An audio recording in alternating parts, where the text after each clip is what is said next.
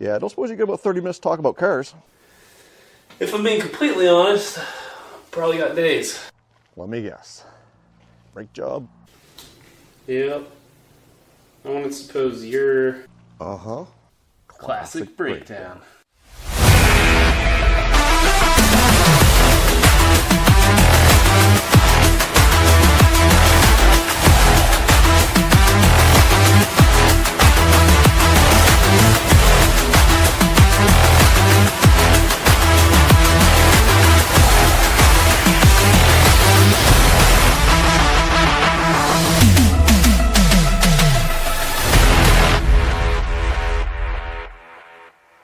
And we made it successfully through the intro of the first ever, the pilot episode, if you will, of the breakdown. And I am Grant Tommy.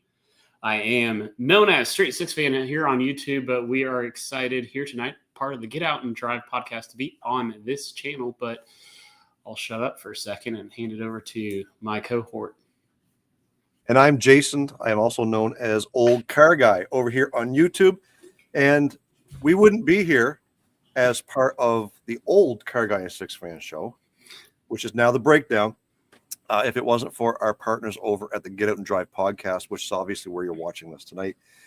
This is something that's been in the makings for pretty close to a year now.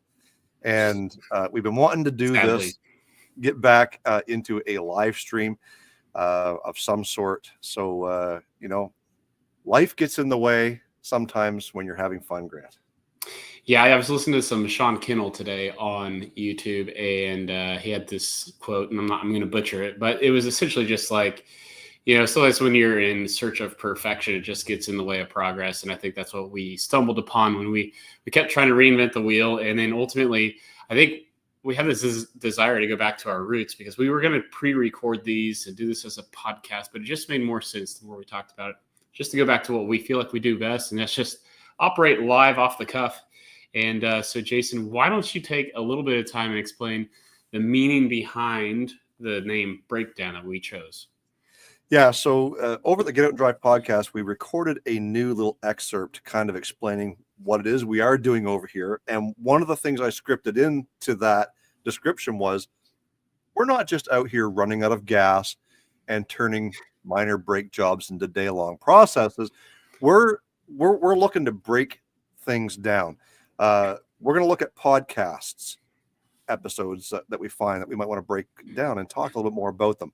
We're going to break down what might be new in automotive news or in the automotive industry, or we might just simply pick a specific topic that we're going to, at least for this pilot episode, we're going to talk a little bit about trucks. We'll get into that here in a minute. But I also want to make sure that we mention that our buddy Ryan is behind the scenes. He's the one kind of doing the flashing things up on the screen. He'll be chatting with you guys in the chat as well. So, big shout out to Ryan as well. I guess we're going to call him our producer. So that's something we never had with the Car Guy and Six Fan show. We were always fumbling through trying to get things done ourselves, Grant. So it's good to be here helping, get the entertainment value out of what it is we're doing here tonight. Yeah, absolutely. That's the primary difference that you'll see. And Ryan, why don't you go ahead and show your pretty face, because we all have a face for live streams here, but we do appreciate you joining the show and helping us again monitor the chat. Something that was hard for Jason and I to do when we did it on our own, but also yes, having that the ability. It's almost like real-time B-roll, if you will, being able to support the conversation. And so we try to inform Ryan what we're going to talk about. He builds like a photo directory, and hopefully we'll see how this goes. This is the first time doing this, but Jason, should we go ahead and roll into tonight's topic? Yes. So what we want to talk about is trucks and what makes a truck a truck. Back years ago, when the El Camino first came out, that was something that people didn't know what they wanted to talk or what they wanted to call it. Was it a car? Was it a truck? Yes, it was a car on the platform, but it had a bed. So in my opinion, that made it a truck. Grant, what do you say about the El Camino? Like that's kind of where the go-to is when the big debate comes up. Is it a truck? Yeah, the El Camino is definitely the first, and of course the Ford Ranchero soon there followed. I think you could even back it way further up, and I think what we'll find tonight, because we, truth be told, when we were trying to launch this endeavor, we talked about we did some test episodes at once upon a time, and we've talked about this topic that nobody's ever seen. But I almost feel like tonight we'll find almost three categories. There's a truck, there's a pickup truck, and then there's a pickup. And so I'll rewind even further back, and someone can fact check me on this, but I believe the term pickup bed came out of the Model T era. Ford produced a bunch of Model Ts, and then they sold kits, a truck bed that you could pick up from the factory. So you could even rewind even further back, and there were people who were modifying their Model Ts with this kit from the Ford factory that you had to go pick up, and you got this little 4x4 box that you could tack on to the back of your Model T, or maybe it's a Model A. It was one of the two. But so, Jason, yeah, I think the El Camino is probably the one that started really like messing with society's head. And yeah, for me, it was always built on a car platform. I think the earliest ones, those were Impala based, I believe. And then of course it turned into the GMA body, the Chevelle kind of base. But yeah, it's hard for me to look at the original El Camino and say, hey, that's a truck. Yeah, and we're going clear back to the beginning of the concept of vehicles themselves. When motorized carriages started hauling more than just people, they were put to work.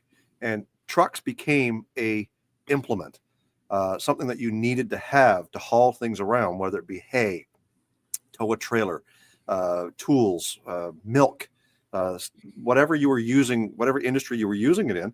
And those things came out as a necessity around the farm, around the garage, around the factory, whatever you were using. So that pickup bed per se was utilitarian. Trucks were never meant to be soccer mom vehicles. They were never meant to be travel cross country in. They were put to work. And it wasn't until the 70s, in my opinion, when a lot of vehicles started becoming more and more, or sort of a lot of trucks started becoming more and more family oriented in getting a few luxury items like air conditioning, cruise control, power windows. But today we're way out of whack when it comes to putting a truck to work. They're just pavement princesses. But Grant, when we look back at what trucks are today, I believe every truck has a specific job, but we've come so far from what a pickup used to be in the earlier times of the 20s, 30s, 40s, even into the 50s, when they were just a utilitarian vehicle. Well, and when we go back to the lost episode, we'll call it, when we tested this one out, it was almost like at the time, so this was over a year ago, we were looking for a new vehicle for my wife, Leah, in anticipation of how my life has changed. We adopted a daughter back in September. So we knew the Ford Mustang and the single cab Toyota Tacoma were not going to be good car seat cars. And used car prices at the time were such that it was really tempting for me to try to talk my wife into buying a Ford Maverick. And if I ran down that route, and we would have done that. I mean, we're talking about like a $6,000 delta between the 72,000 mile Ford Edge we bought and a brand new truck. Is it a truck? Is it a pickup? And I knew I would catch flack if we would have bought one saying I bought a new truck. And so we set out to, okay, well, how do you define truck then? And I think that's where we kind of landed on these like three categories. There's a pickup bed on something, there's a truck, and then there's a pickup truck, I think, is where we landed. And to me, like the Ford Maverick being a front wheel drive, if you get a two-wheel drive version, is a front wheel drive unibody vehicle. I felt like I was going to catch flag for saying I bought a new truck. But almost to me, I feel like truck's an okay term for that vehicle, but maybe pickup truck defines something different. I don't know. What say you, Jason? Yeah, I think that there's again, when I'm giving my opinion, it might not be the right one, but The term truck is pretty generic, generally speaking. We're looking on the screen here now at a Ford Maverick. I would call that a truck simply because it has a bed. But then you've got all your medium duty trucks, which are flat decks or cube vans or whatever you happen to have. They're classified as trucks too. They have a specific purpose. This is marketed as a truck, even though it's based on a unibody platform. It does have a small little 4.5-foot bed or whatever it is on it. It tows a little bit, but it's also a people hauler. So in the grand scheme of things, is it a truck? Well, kinda, yeah. It's got a bed on it. You can haul a bag of groceries or a stick of lumber, I guess. But at the end of the day, you're not going to be towing this. You're not going to be towing a 30-foot travel trailer with this thing. So, purpose-driven trucks. You look at a pickup truck that's built for work. Okay, we're looking at a Ram 1500. We're looking at a Ford F-150, Chevy Silverado GMC Sierra. We're looking at Toyota Tundra. Those, in my opinion, is what I would classify as a pickup truck. More utilitarian than this thing we're looking at here on the screen, Grant. And I think that's where I end up going. So like take like a Subaru Baja, a Hyundai Santa Cruz. In my opinion, that's a vehicle with a pickup bed on it. The El Camino is a car with a pickup bed on it. Even the VW, was it Rabbit? Did I get that right? Ryan's gonna jump all over me, but like, and even the Honda, those all for me are vehicles with a pickup bed on it. And then the Maverick's a truck, but I think that what the Maverick actually does, of course, I'm the Ford apologist here, right? But I think the Maverick does, to me, it's the same thing as a Honda Ridgeline, but this looks more like truck than Honda Ridgeline to me. I think there's something about the styling that Ford did right. But then, as you said, Jason, pickup truck is chassis or body on chassis, rear wheel drive, and the classic half ton, 3/4 ton, 1 ton designation. I'm not saying like of course, like the Ranger and the Colorado, those are still trucks, pickup trucks to me. But I think that's how I would define it. I would go pickup bed on a car, truck, pickup truck. Well, I think we could also kind of coin that term utility vehicle. Like we know what a sport utility vehicle is. If we look at a utility vehicle in Australia, they make cars with truck beds on them still, and they call them utes, which is short for utility. So, do these Mavericks and Santa Fe's and, utes, stuff like this, are they more of a utility vehicle than they are a truck? If you want to get technical, yeah, I think we could kind of put them in that category. Just because it's got a bed doesn't make it a truck. But I'd cruise one of those. I'd rock one of those all day long.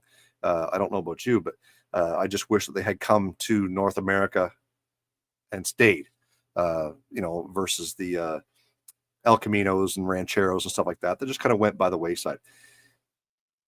Let's dive in a little bit deeper to a pickup truck.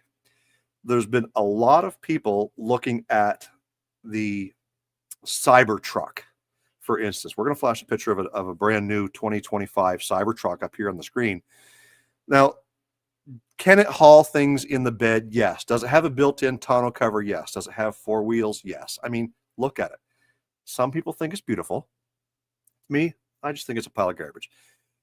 Having said that, technically it's still listed as a truck, not just because it's got the truck in the name. But Ryan or Grant, tell me a little bit about what you feel should be the classification of a pickup truck. I don't think the Cybertruck does that. Yeah, again, I mean, I mentioned it just briefly a minute ago, but the full chassis, like a body planted on a chassis, not a unibody, and rear wheel drive for me as the standard base, right? 4-wheel drive, of course, you could go 4-wheel drive, but if it's a 2-wheel drive version, it's got to be rear wheel drive for me.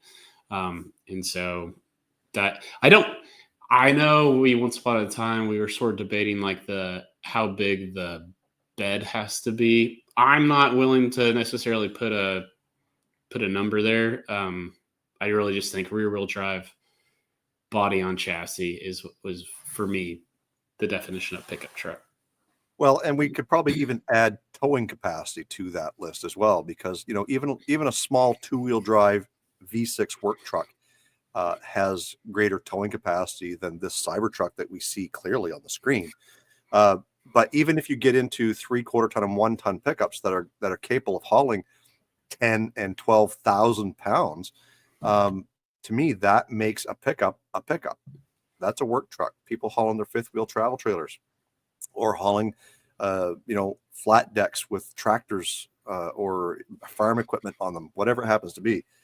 I think towing capacity has to play a part in there somewhere.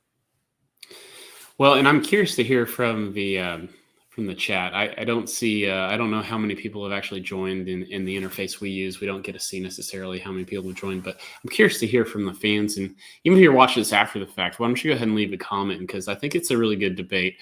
And have we even like sliced it up in the proper 3 ways?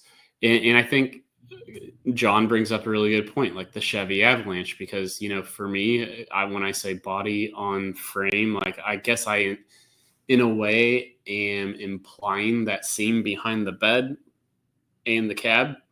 The Avalanche is a unibody body, not like a traditional, like what unibody means in Detroit, but you know what I'm saying. But it still is a body planted on a frame. So yeah, and the Avalanche is actually more built on the Suburban platform, so therefore you have that single body from the grill to the back hatch, but it still has a bed. It still has a fairly big towing capacity. They came in 2 and 4-wheel drive. The earlier ones, if I'm not mistaken, came in a 3/4 ton version. So there were some 8-lug versions. Yep. So I think you can classify an Avalanche as a truck, a pickup truck. And I think I would too. And then Ford's like reaction to that, the Explorer Sport Track, which I've always thought was a lame reply to the Avalanche. Is that a truck, Jason? Well, again, if we look at what those are, we would have to say yes if we're calling an Avalanche, because it's the same thing. It's body on frame. They came with V8s. They had towing packages. Has a pickup bed.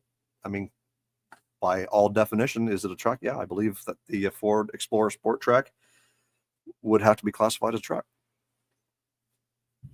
And that's why the debate's so fun to rage on, because I don't know that there is a right answer, because, again, I think the Sport Track was even more exaggerated than the Avalanche, where it really was the Explorer first, and then how do we like hack off the back and have a bed on it. But in the Sport Track's defense, it did actually have a legit bed in that seam behind the cab and the bed, whereas the Avalanche did not. So yeah, and to answer Ryan's question, he's asking, so can we call a full-size SUV with body on frame truck? I don't believe that we can. Is it truck based? Sure, but without that bed on the back, I'm of the inclination to not call a Suburban a truck, even though my Suburban that you see in the background here, I consistently refer to it as it being a truck. Truck is so much easier to say than SUV or long roof, blah, blah, whatever. It's a truck. It's based on a truck. I don't know. What we can beat this to death all day long. At the end of the day, I think we're playing a little bit of semantics here, but trucks has such a classification regardless of what you're looking at. And as I mentioned earlier, we're not taking into account medium duty. So anything above a 1 ton, your 3-ton trucks, 5-ton trucks, tandem axles, dump trucks, all that stuff, we still call them trucks. It's a C10 station wagon, as John says. And Yeah, there you go. It's a pretty good way of saying it. Well, so let's go back to the 3 classifications, and let's go to the opposite end. So let's just talk about these vehicles with pickup beds on them. And to me, I like to think of honestly, the Hyundai Santa Cruz, I don't think is the worst looking vehicle in the world, I just think it needs to be lifted on some Baja, like some Baja Mickey Thompson Baja claws, and have some like a roof rack with a bunch of KC highlights on it or something. But to me, it seems like it's the modern day almost.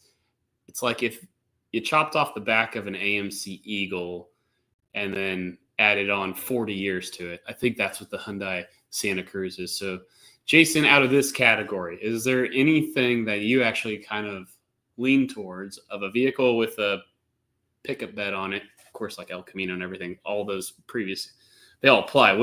What would you, what do you gravitate towards in that category?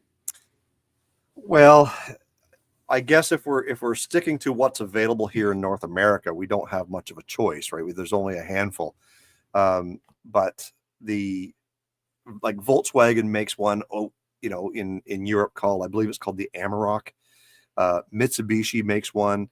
Like there's a lot of them out there that make this style of a SUV based platform, quote unquote, truck that sell well across the planet in other continents. I wish we had this option. This to me is definitely an option for some people. Back in the day when the Ford Courier vans, the Datsun pickups, Nissan hard bodies, Chevy S10, GMC S15s or whatever they called them, like those are something, the Ram 50, these are pickups that had a small utility feature, which was the bed in the back, that fed a need or a certain niche to certain people. That pickup, that Nissan hardbody right there, would fill every checkbox to somebody. And that's what they marketed these trucks towards. They were cheaper to buy, they were cheaper to run, and they were a little bit smaller. If you were hauling a 20,000-pound tractor down the road, you're probably not going to do it with a Nissan hardbody. Well, you might do it once, but you're not going to probably do it twice. But looking back, you're going to buy the truck for the job. This is not something you're going to buy necessarily for the construction site. So, if I have to pick one out of what we have today, I'm probably leaning towards the Ford Maverick. And I think, again, for me, the Ford Maverick, I like the styling. It feels like what it might do best over time is it feels very almost like JDM styling, like tuner. Like I feel like if the mini truck scene / the tuner scene makes a comeback, it's a nice like crossover for that. I mean, it feels like a pretty awesome vehicle to throw the wide body fender flares on and have some, get the all-wheel drive version, carve some keens with it. Like it looks like a fun vehicle to me. And sure, it's got a bed whether you use it or not. I feel like Ford did a good job of realizing so many people were just buying trucks, but everybody acknowledges they aren't actually using them as trucks. So it's like, okay, well, why don't we just like make the obvious thing? Like you're not going to use this as a truck anyway, so why not make it fuel efficient, a hybrid version, all-wheel drive, like all these things. And I've met 3 or 4 Maverick owners who are very happy with like the fuel economy for what they need it to do. And I don't know, it feels like a really nice niche market that they hit on. And guys, don't take this the wrong way, but Americans have always been bigger is better. And I think when it comes to trucks, they've kind of over exemplified that in the last several years. A base Chevy pickup truck today is so much bigger than what my old square body Dale was back almost 50 years ago. So we take a look at these things and there is a truck for every market. I mean, why are K trucks not a thing here in North America? The small little motorcycle powered engines on these little tiny trucks from Japan with a 4x4 box on the back of it or whatever they were. Those are utilitarian. Those are a truck that meets a large percentage of people's needs. They just never flew here. Granted, people are bringing them in now because of the 25-year moratorium. They can bring them in. They can import them from Japan now. But most mini trucks is what Ryan said earlier. 90% of the people who drive the big, Ram 1500s and Chevy Silverados, a lot of that stuff could be condensed into something so much smaller and satisfy 90% of the needs of the people out there. Well, as we wind down this pilot episode, or the first episode of the breakdown, I want to send out a couple reminders. So one, if you're watching this after the fact, leave a comment if you think of a topic similar to this that you want us to talk about. I don't recall exactly. Gosh, I once want the name of this, Jason. That's a Rampage, I believe, isn't it? Yeah, there you go. I was like, man, it's driving me nuts. So leave a comment for future topics you want to talk about. Again, Jason mentioned one of the other ways we will break down things, not emotionally break. We're not going to emotionally break down on this show. Was going to be taking a Get Out and Drive podcast that had previously aired on their platform in some way, shape, or form, and putting it under a microscope. Was there something you missed in that original conversation? So we will break down previous episodes, Get Out and Drive podcast. We will break down topics like this. And we will also, whether it's new Detroit automotive news. So again, let us know in the comments if there's a specific topic you want us to tackle. And by all means, we will be taking note.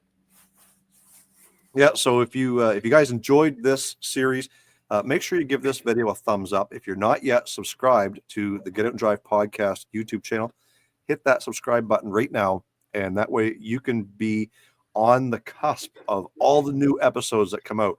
We're trying to aim for the first Thursday of every month. The next Thursday, Grant and I will be live together on the road, heading to C10s in the city in Atlanta. So for the May live stream, it might be a little different than we have tonight, but we're probably going to be on the road by about this time at night before we even get to Atlanta. So make sure you stay tuned for the live on the road episode of the breakdown, which is a Get Out and Drive production featuring yours truly, Old Car Guy and Straight Six Fan. And Jason, while we have the ear of the audience, maybe talk a little bit about the last one or two episodes that did go live on the Get Out and Drive podcast interface, the big website, everything. Yeah, you're putting me on the spot because I hadn't intended to talk about that, but we do have an episode coming up very, very shortly about C10s in the city, which is the big Chevy truck show happening in Atlanta on May the 3rd, 2025. So when that episode drops, it will be right here on YouTube. We're going to be posting it on all the major platforms for podcasts. So you'll be able to hear a lot of the inside details of what's going on that weekend, how to get there, how to find reservations, what opportunities that you have to be able to have a really fun time in Atlanta on May the 3rd. So be sure to listen to the Get Out and Drive podcast, fueled by Auto Metal Direct, and anywhere that you guys listen to your favorite podcast. So having said that, my name is Jason, Old Car Guy. Make sure that you are tuned in to the Get Out and Drive podcast for more great breakdown episodes. Grant, I'll let you take this one out. Well, I see we have our intro takes up a minute, so we got a couple minutes here. I did just want to, but I'll take it all, I guess if that's what you want me to do, Jason. No. First off, congratulations to Jason for selling Dale the truck. I know that is some recent news in the last, was it 48 hours only? Yep. Yeah. It found its way back to Ocean City, Maryland. He just landed there probably about 45 minutes ago. So halfway down the coast, it made it down and back once. And so now it made another trip, at least halfway. I also, if you haven't checked out, bought a new vehicle for my fleet here at the Straight Six Fan Worldwide headquarters, a 2003 Lincoln Town Car. I've done that once before and got flack for it. I don't know why that naturally wants to roll off, but it's a town car. So anyway, if you haven't seen my latest video, I also upload just once a month at the current moment. So go check that out if you haven't already. We just want to say thanks to everybody who's taking a little time out of the first Thursday of their month here to join us here on the breakdown. And again, let us know things you want us to talk about.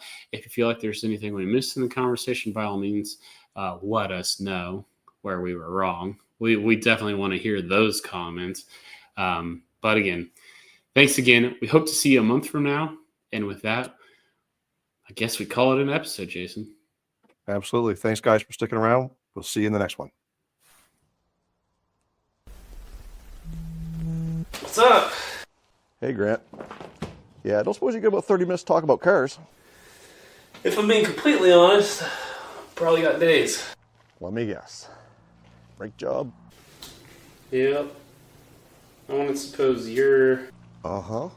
Classic breakdown.